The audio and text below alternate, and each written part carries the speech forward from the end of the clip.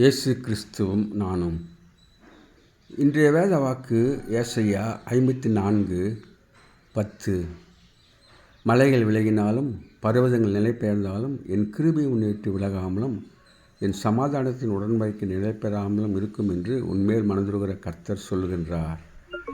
அன்பான சகோதர சகோதரிகளே, ஆண்டவர் நம்மேல் நோக்கமாக இருக்கிறார், நம்மை கண்காணிக்கின்றார், நமக்கு உதவி செய்கின்றார்.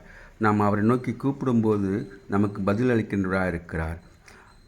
மலைகள் விலகி போனாலும் கூட, பர்வதங்கள் அதிர்ந்தாலும் கூட நாம் பயப்படுவோம்.